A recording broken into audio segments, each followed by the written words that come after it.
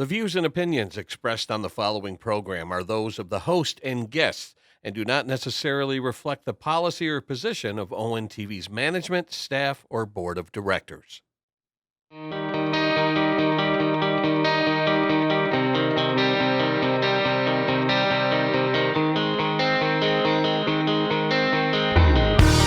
Hello and welcome to About Town. I'm your host, Sarah Luchsinger, and today my guest is Ken Van Portfliet.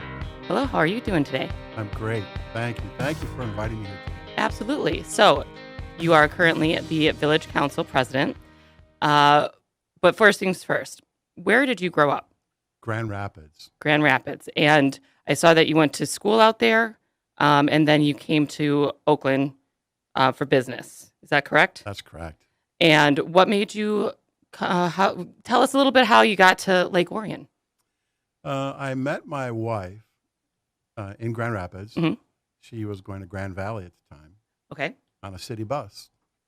Okay, so you're going to have to explain that a little bit more. Let me get my chair up a little bit. Okay, you're going to have to, let's deep dive into that one a little bit. We were riding the bus on a regular basis to employment and such, and I had noticed her hmm on the bus, and she had noticed me, and then just one day she came and sat by me and introduced herself, and so we started talking more, hmm and it moved from there, and then as all things change, you end up not riding that bus anymore, and so on and so forth, and next thing you know, started sharing rides because we were going the same direction, hmm and little did I know at the time, because one day she got off of the bus with some groceries, and I helped her carry groceries as a gentleman should. And I said, just tell me which way we turn as we walk. And she would say, straight for the next block, turn left. And she ended up being my neighbor 3 doors away. That's actually a movie moment. Yeah. Okay, so you met, it was a movie moment, a rom-com, if you will. Right. And then what happened after that? Well, the short story is she ended up with employment after college, hmm and she was from Bingham Farms area. Okay. And she came back over this way and started working for Unisys, I believe it was at the time. And so I would travel on weekends to come see her. And That's not a short drive. no, after a year and many trips, I said, gosh, I think I drove X amount of miles this last year. And so we agreed. I moved over hmm and lived in Royal Oak for a while, lived in Ferndale for a little while, hmm and picked up a boat, started doing some boating. And I would come out here to Lake Orion and boat, or I would go to Lakeville Lake and boat. And when I would come out here to Lake Orion, I would stop at the supermarket in town called LS Family Foods, get a submarine sandwich or whatever it may be for the day. And every time I went in there, I would meet people I never knew. And we'd end up talking briefly as if we were friends. And my wife would say, gosh, what takes you so long when you go in there? And so I thought about it, and it just kept happening that way. And I thought, this is like one of the nicest places I've ever been as far as the people. hmm So I ended up moving out here, bought a home. That was in '88. And it's still the same way today. Uh-huh. The people are still really nice, very open, great community. We're blessed. Well, so I had a couple of guests on, and I've asked that question: how did you make your way to Lake Orion? And for a house, it was beautiful out here, people, etc. So it seems to be a trend moving out here because of people and the beautiful lake and all of that. So actually, my husband's a bass fisherman, and that's the reason why we came out here, because it was within the half-hour radius of where he was working at the time in Troy. So it's a beautiful area to be. It is. And you have Snug Harbor. That's true. Yes. Yeah. I see. Sometimes I'll walk to, I'm trying to lose the COVID weight, and I'll walk to the shop every once in a while. And Sure. I was going to say hi to you, but you were under the boat doing something, and my husband does his boat stuff. So I'm like, you know what? He looks busy. I'll catch him next time. Yeah. So when did you start Snug Harbor? Well, I've been doing that for about 15 years now. hmm And And how did you get the name? I mean, I know it's in a snug little well, area, but that business has been here about 60 years. okay, Yeah. And for me, I'm an outdoorsman. I'm a fisherman, a hunter. That's part of my things I do with my spare time. And it's just kind of a natural. I love water. hmm And so it just worked for me, and picked it up as a opportunity to do a part-time business years ago, and still continues today. gotcha. And um, it's really been a lot of fun because I've met a lot of good people again. hmm But it's one of those opportunities where you can have something different every day, and you can genuinely help people with some difficult issues. So Yeah, it's yeah. great. Yeah, it's cool. I did not realize how much work goes into owning a boat until we owned a boat. So I'm sure there's a lot of people who get into that situation as well. Yeah. So backing up a little bit, give us a little history, your elevator speech of your work history, because we know you are the president of the village council. You got Snug Harbor, but there's many years before that too. So go ahead. I'll let you do the elevator speech of your work history. Sure. I did some college. I went to two different colleges, and I ended up developing a skilled trade. I'm a printer. hmm I saw that. Yeah, and so I was in the printing business for a number of years, about 30 years, and I started as a pressman, and I went through the ranks quite quickly, especially when I came here. Oakland County's a good business climate. Things are really rocking over here, so to speak. So I ended up becoming manager of the company I worked for, then vice president and president, and it was a fairly large firm, and it went from private to public, got purchased. When that happened, I thought, well, I'll stay with this firm and for like 2 years minimum and treat it like an associate's degree hmm because it was real interesting moving again from private to public. So did that for 10, and it was a national firm that had gone around and bought up a lot of small companies and registered on the New York Stock Exchange.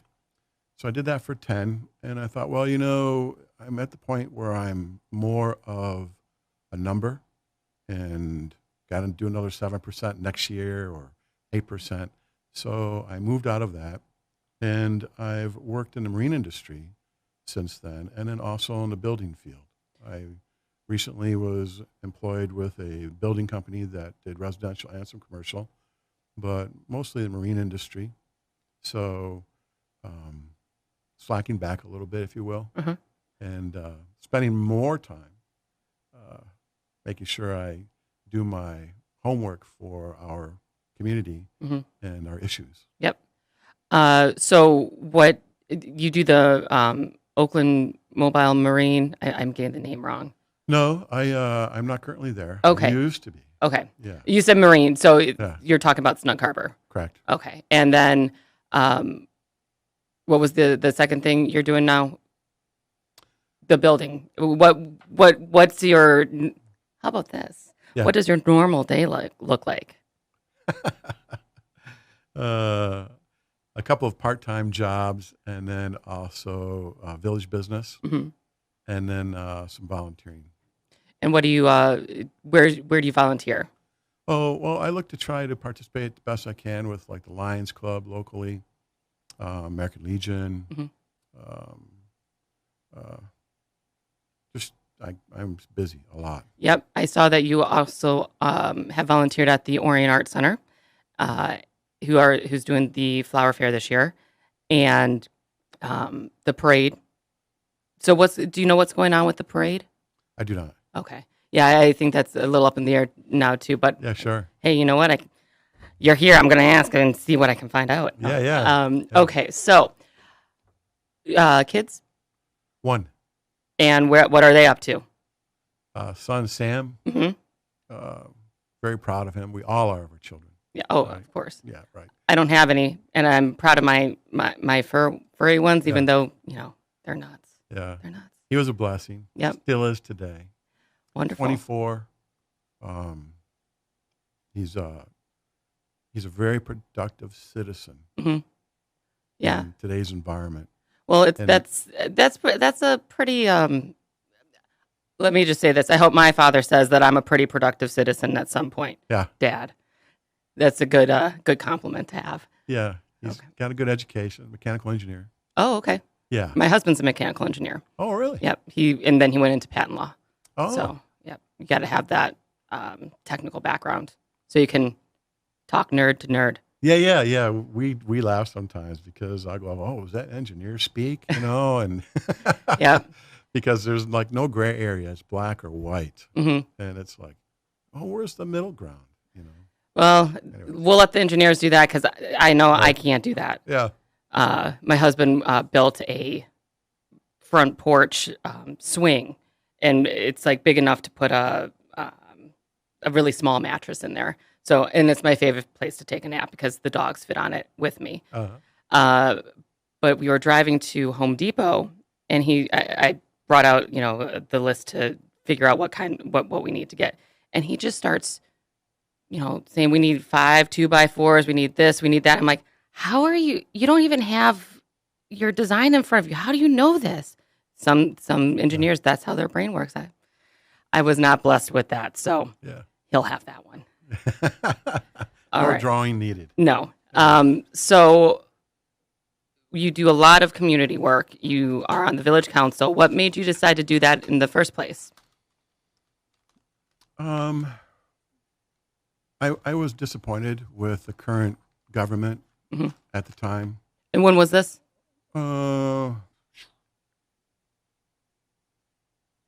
Mid 90s. Okay.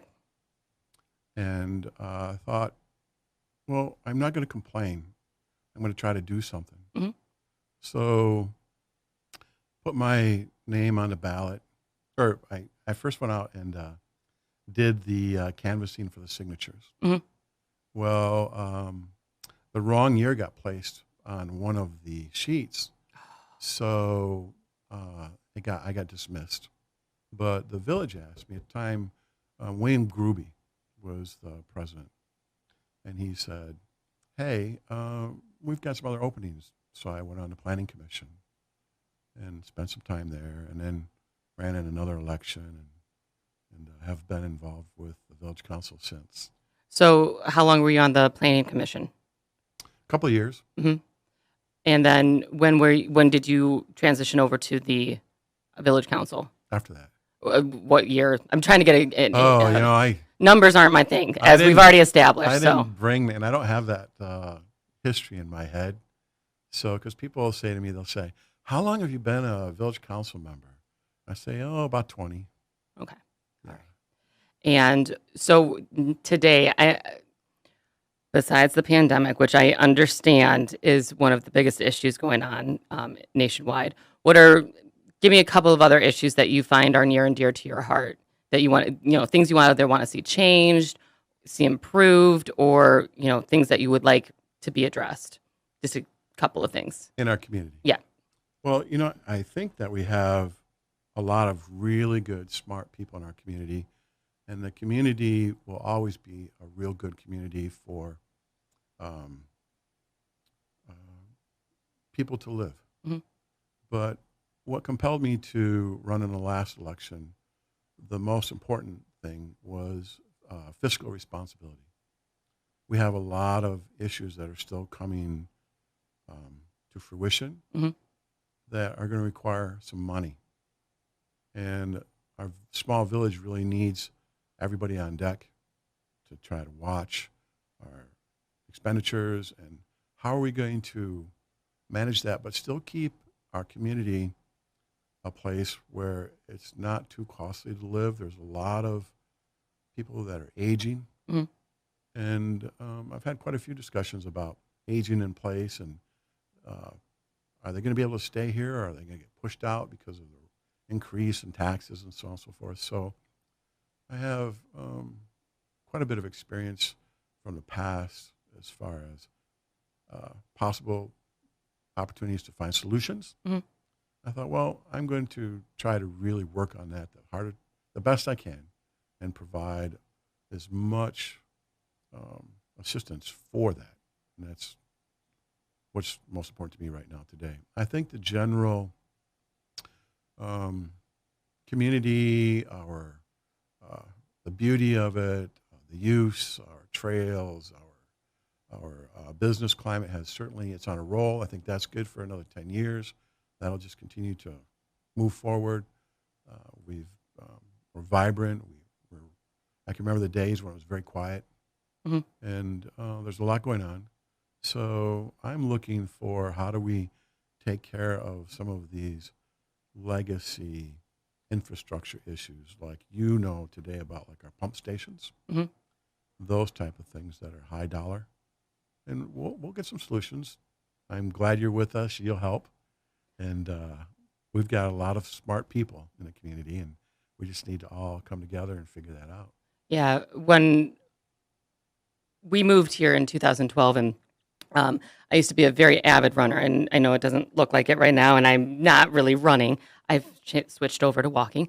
But I was training for my marathon and ultra marathon, and I just loved being able to run on the Pollyant and the Paint Creek. Oh, It yeah. was just, I'm sure there are trails and stuff like that where I grew up. I grew up in Birmingham, but I just didn't know about those things.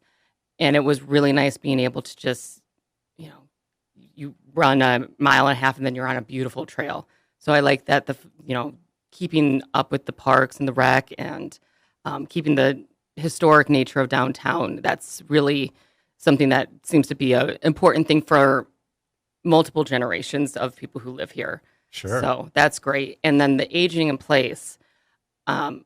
My one side of my family, my grandparents were able to age in place, and I was, everybody was just happy that that was able to happen. Yeah. Unfortunately, there was some dementia on my mother's side, so my maternal grandmother, had to go to assisted living. But aging in place is, if it's an option that's out there, and it is, we should really focus on helping, make our community more cohesive and welcoming to that option. Because, Oh.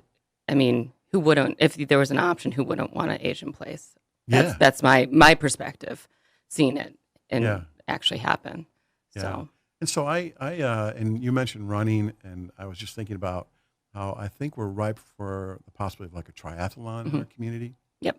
With the lake and trails and bikes. And in fact, I just spoke to Main Street Bikes the other day, and I keep continuing looking for someone to grab a hold of that, or mention it at the DDA and so on and so forth. And I think that might be a possible. I could be way out there, and maybe timing is not right, but I think might be something you might get interested in. well, yes, we'll see. Like I said, I have to drop the COVID-19 before I actually start competitive running. Actually, the reason why I ran long distances and not like 5Ks is no one's going to tell you anything about, like, oh, you're running an 11-minute mile. Yeah, but I'm doing 27 in a row. You want to say something? No. So I feel like the shorter runs, it's like you have to be on the whole time. I'd rather just kind of la-di-da around. So I wasn't much of a competitive runner. So But did you do the long distance, you say? yeah, I did a 50-kilometer ultra marathon in Hell, Michigan. So Really? yeah. Wow. I used to be a beast. It's amazing what 5 years will do. I went down one time to the Detroit Free Press run. Mhm. What was that, 27 miles, I think? Well, I did that. I did the half marathon a couple of years. The full marathon's 26.2. Half is 13.1. Yeah. And I was down there early in the morning as a coach. Went down there with a friend of mine, and his wife was a runner, and another friend's a runner. And so we just were there to coach, and then also to help spur them on. But I was amazed. To be a runner. It doesn't. There was all type of people.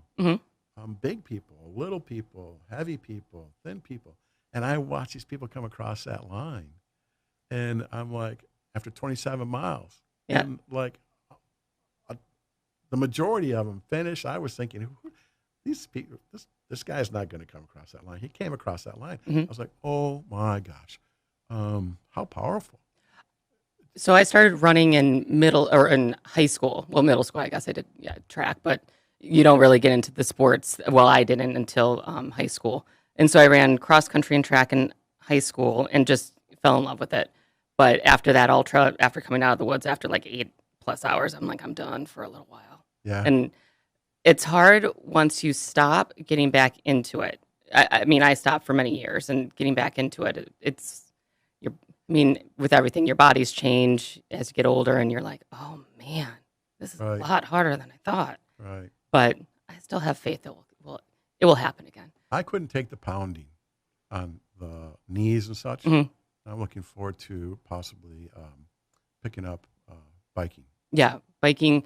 I had a really bad spill. I did some adventure trips when I was in high school, and I had a really bad spill, and I've been afraid of bikes ever since. But Oh, slowly, I'm getting over that because I would actually like to, my 2 to 4 year plan is to eventually do a triathlon.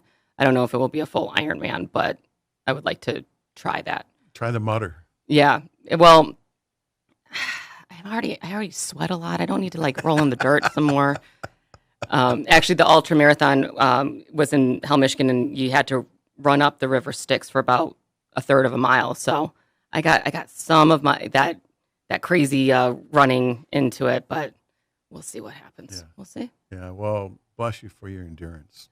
That's amazing. When I watched that day, I was like, oh my gosh. Yeah, some of those people who you wouldn't expect to be runners going out there and doing it. That's really what makes gives you confidence to do it too. Wow. Because it's hard. It's not easy. It's No. not an easy. No one's like, I think I'm going to go run 10 miles this morning. Right. It's not that easy Right. for a majority of us. Right. But actually, I've always got my shoes from Hanson's, even as a kid. Yeah. My parents would drive out here or to here, and they have another location, and we would switch it up. So pretty much all of my sneakers have been from Hanson's. So I was really happy when we moved here and I saw it, and I was like, well, I guess I'm getting myself some new shoes. And so that's now my shop is right across from them, so it's a nice little reminder of the good old days for me. Yeah, right. Yeah. But So, hobby-wise, I have a few others. I love to cook. oh really? If you had if this is a random question in there, I'll give you credit for it, or we'll see. What is if you could cook one thing every day and have one thing every day? Not the only thing that you would eat, but something that you would have every day. What would it be? Just the one thing. Yeah, it wouldn't be the only thing you had to eat, but you had to eat it every day. It's a toss-up for me between Latin and Italian, Okay. right. or like tacos or spaghetti. All right. So you'd have 4 meals every day, and one of it. No. Okay. So what's something that you love to cook? Mostly Latin. Okay. I like to do my own beans. I like hot. I like Thai. I've tried to do Thai, but there's too many ingredients required for that. But and I'm one of these nonconformists. Mhm. I experimented just 2 days ago, Saturday, with roasting some chicken, cut up chicken, and then when I removed it, I battered it with pancake flour and barbecue sauce that I had already mixed. Mhm. So, and real thin, so it's like the type of consistency that you would use to make a real thin pancake. Okay. And then baked it again, and it was very surprising. In fact, it's something I'm going to work a little bit more with because I think it's got some possibilities. So when are you going to have dinner at the Village Council for all of us? Exactly. Yeah. Yeah. I'll be expecting that. We're going to have dinner, a special dinner session. No. Sure. But I do a lot of one-offs. Like I've experimented. I love fruit, muskmelon with shredded celery. Ooh. That's an interesting combo. I can't even imagine what that would taste like, but I'll take after the pancake batter chicken. I'll take your word for it. Sure. My over the pandemic, I'm like, you know what, Brad, my husband, we're gonna bring the dinner party back once we're able to. So we probably should like get in on like some cooking thing. And so he started smoking meats, like the old Oh, yeah. wood burning one. It took us like 3 or 4 months to find a wood burning smoker, not a pellet one. Because and oh my god, I think I fell in love with him all over again when he made his first brisket. It was so good, but I was like, that was a good that. I did a good wife plant the idea in his brain and Sure. got it rolling. So Yeah. Well, if he's a truist and he's doing it correct way, it's amazing. yeah, oh yeah, It's well worth the effort and the time. oh yeah. Yeah. And it's funny because our neighbors will walk by. What you doing over there, huh? Mm. I have one friend that actually will buy a tree from a farmer, like an apple, Mhm. when it's ready to be cut, and then he'll actually harvest it and season it himself so that when it's time, he knows it's 1 year old or the duration of the wood. And he drills so far into the actual flavor of the meat that way. Yeah. And it's amazing. Well, now I know what to tell Brad to do next time when Yeah. he's out of wood. Just go find a farmer that's about to cut down a tree, but make sure that it's a good tree. Yeah. Okay, so what other hobbies do you have? I'm learning a lot right now. I know now you cook. I love to read. It's something I did as a kid. I read a lot when I was in 4th and 5th grade, and it's come back around. I just finished The Origin of Species, Mhm. The Descent of Man.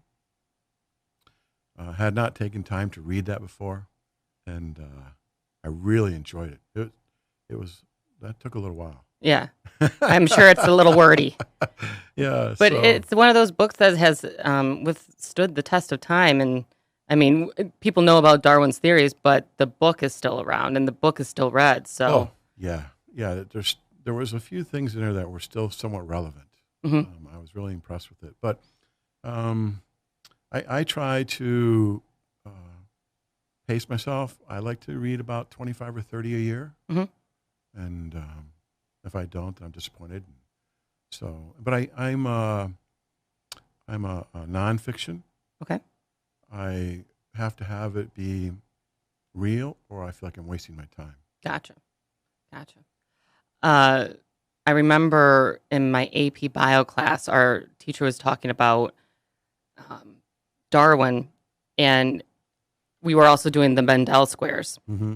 And she's like, Darwin was so close, but he was missing the genetic portion, the science behind the genetic. The BB, big B, little b, and I guess they found Mendel's book in Darwin's library, but the pages had not been cut, so it hadn't been opened because they used to. Well, you know this better than I do, how they used to print books. So they would print them, and you had to cut the pages open, so that's how you know it was new and stuff. Right. And the pages were never cut, so it was like the missing piece was actually of the puzzle was in his library. It's just he never got around to reading it, I guess. So that's pretty interesting how little things in history just kind of change the trajectory. Yeah. And my sport today is golf. Golf. Yeah. I'm not very good at it, but maybe someday. Yeah, I know how to hold the golf club. I still don't know how to hit the ball. It's a lot of fun. Yeah. Yeah. Fun and dumb. Pardon? Fun and dumb. Yeah. Well, I would like to go golfing probably just because I can wear plaid. I'm one of the people who can.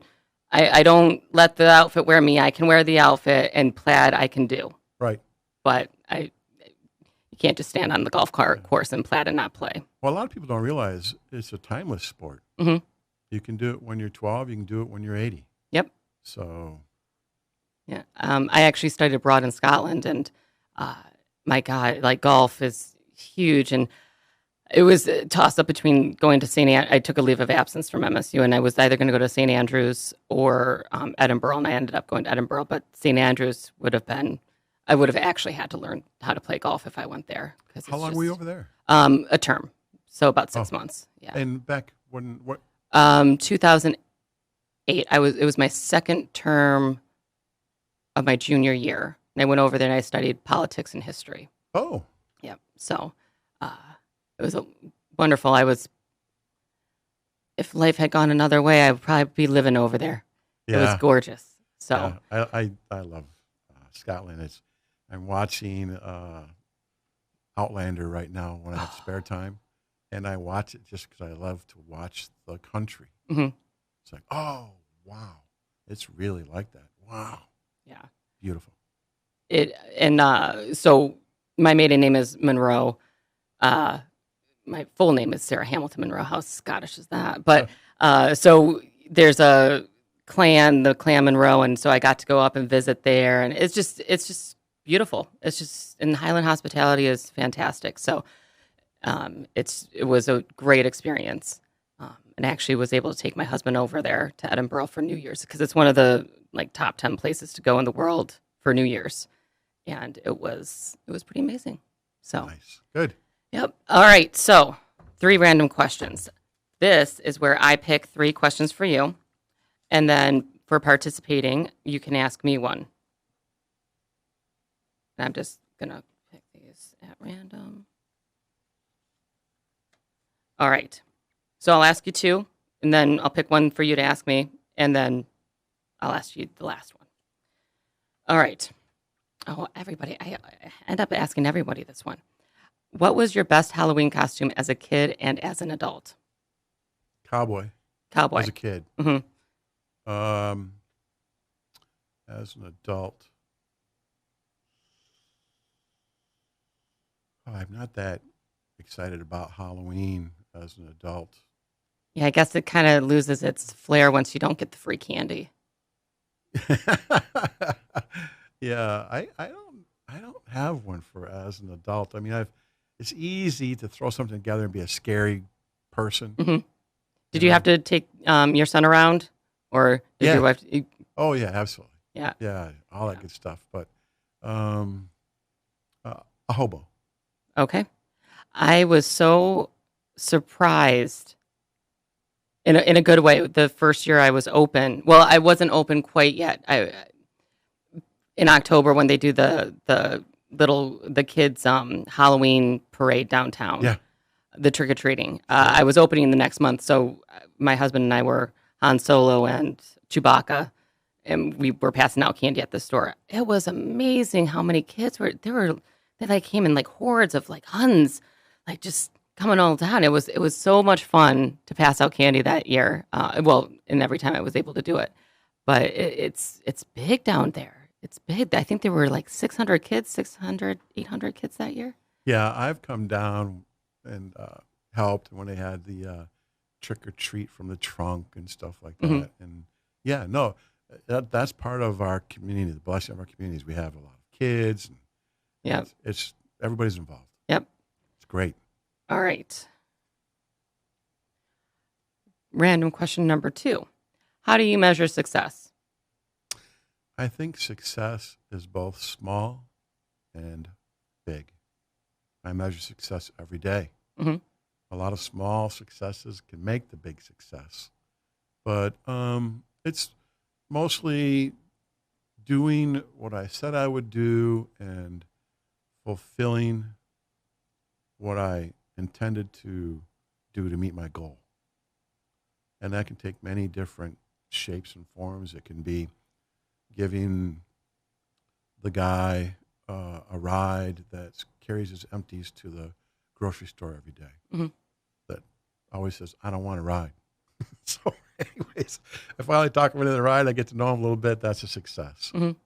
And then it can also be very large where something for the village, we received a grant or some type of assistance that we didn't expect to get, and voila, Yep. we were successful. So I think it also changes with time and your age. What you think success is, oh, or how you measure it, I should say. I would agree with that. I think the older you get, the more appreciative and successes you have. Mhm. Yeah. Yeah.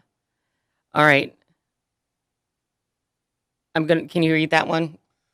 Yeah, if you had to eat a certain food every day, Pizza.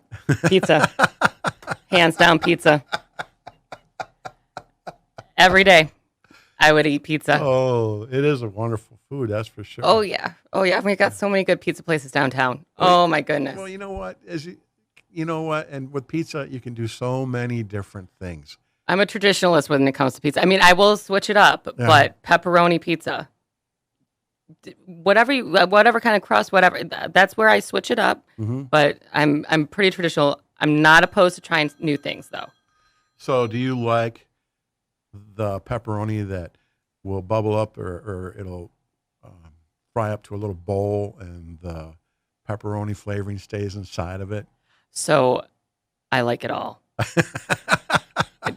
Don't make me choose which one my favorite You said pepperoni that is. with a lot of sincerity. You were like, Because boy. when it comes to my pepperoni pizza, I Yeah. am very sincere. Rick's Party Store, their pepperoni, mhm. Oat Soda's pepperoni. You know what? Little Caesars. I'll even go there a couple times and get their pizza or their pepperoni. All types of pepperoni. Mhm. I could have a whole podcast on pepperoni, but I'm not because. Well, you're the guest, and I have a feeling that you know a lot more about pepperonis than I do. So, what's your favorite? But what is your favorite type of pepperoni? Well, I don't have a specific brand, but I will tell you something I just discovered. Hmm. A little bit of diced up pepperoni on nachos. It's a kick. You're a genius.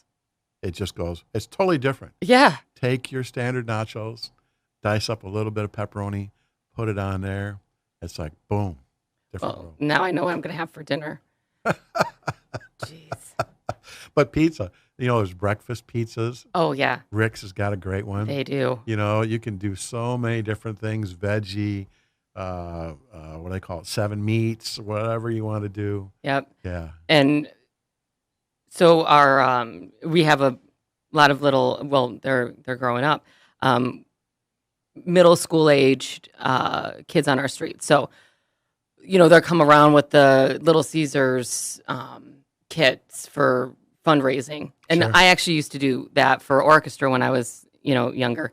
And so of course you got to buy a couple of those kits, and then you get the ingredients, but you can do all sorts of things with them after, like you put the vegetables on top Right. and everything. It's a good time for pizza and pizza lovers. It's a good time. I like your answer. That was good. All right. And number 3 for you, what was your favorite TV show as a kid? I think it was Bonanza. Tell me a little bit more. I've heard of it. I don't know much about it. I was really, really young, but I've thought about it a few times. It was one of those, the sons and the father, and doing the right thing, and helping people. But probably what was more important at the time, and I didn't realize it until I thought about it later in life, was it was a Sunday night thing. That was what we all sat down as a family and watched Bonanza, Ponderosa, whatever. Gotcha. And my father was always a John Wayne kind of guy. And we spent some time in our lives living out in Colorado. Oh, okay. Yeah.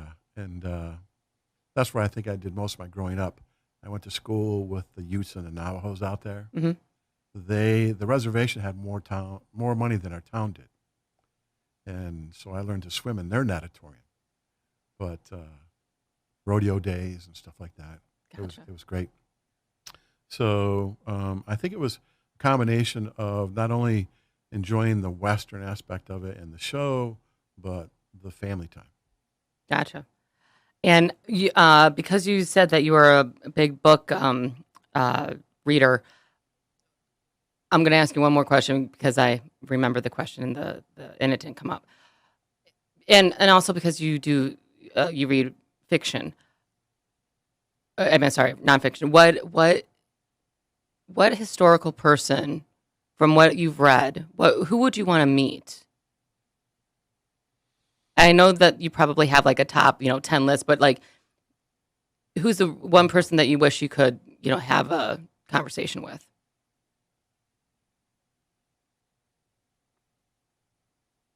Kennedy. And what pops out about Kennedy? The time Hmm. that he was very popular. I remember when I was really, really young, people they adored him. Hmm. And it was a time of change. But there's a lot, like you say. Yeah.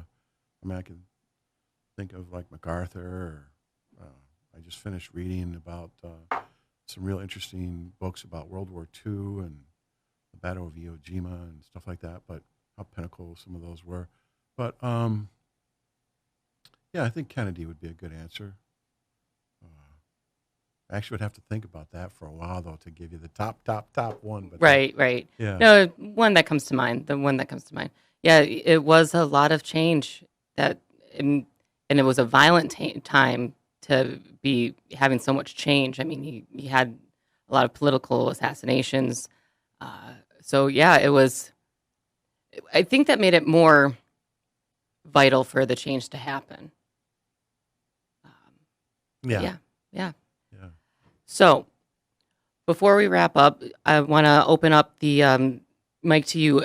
Is there anything you would like to discuss or bring to the listeners' attention? No, I always like to say thank you. Our community is our community because of the people here, like you, Mhm. and everybody involved. You know, if you step back and take a look at like the village, we probably have 200 people or 250 people that just put a tremendous amount of time into it, from different parade organizations to all those things matter. And I'm just grateful to live here and be a recipient of all this good happening here in our community. And no, I know that we're all blessed. Great place to live. And to add on to what you were saying about, there's probably 200 to 250 people. We don't have that high. Like the village of Lake Orion, what would you say the population is? Somewhere between 32 and 3,500 Yeah. people? Yeah. So that's a pretty high percentage of people being involved in local happenings and local government. Oh, there's still so many people that haven't received recognition. And a lot of people don't even realize what our local Lions Club does. Hmm. The first time I went down to the high school and went through the gymnasium while they were packing baskets, I met this old fella at the door. Gosh, I used to know his name. Ralph. It'll come to me. And I walked around for 30 minutes, and I joined the organization the next day because I've given to different charities, and I'm sure we all have, but when you give $1 to the Lions Club, there's no administrative payroll. There's no, 95 cents that goes right back into our community. Hmm. And so we have those things all around. Love Inc. There's a lot of great givers here, a lot of community fulfillment. I drove by today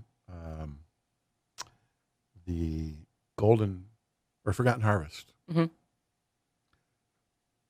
What a great moment to see the people in need that were lined up and getting food, and again, the community giving. And that's not so much in the village, that was being done here in the township, but we all are one big community. Yep. It's just the village has the downtown at this time. But Yep. yeah. Yeah, I had two folks from Grace Centers of Hope on last week. And then I saw that. Yeah, I have Yeah. Matt Pfeiffer on next week, and he does a lot of charitable work as well. So there's a lot of giving people down here. And there's a lot of people involved in it. Before I opened the store, I was commuting about 3 hours a day. I was working in Livonia and Farmington Hills, and it's very different once you take the time to slow down and you talk to people and you see there's a lot happening, and there's a lot of people who put a lot of thought into it. So Yeah, I agree. Yeah. We're going to get to them. Working on trying to get that recognition going. got a couple ideas already shared with Joe and some of the other members. And we could talk about it again offline because maybe you can help. Okay. Well then. So, thank you so much for taking the time to be on. Really appreciate it. Really enjoyed getting to know you a little bit more. Yeah. And thank you guys for listening, and we'll see you about town. Yeah, and thank you, especially for the great gift from your boutique. Thank you. Yeah, I'll probably get hooked and have to come by it all the time. Yep. All right. Have a good one, guys. Thank you.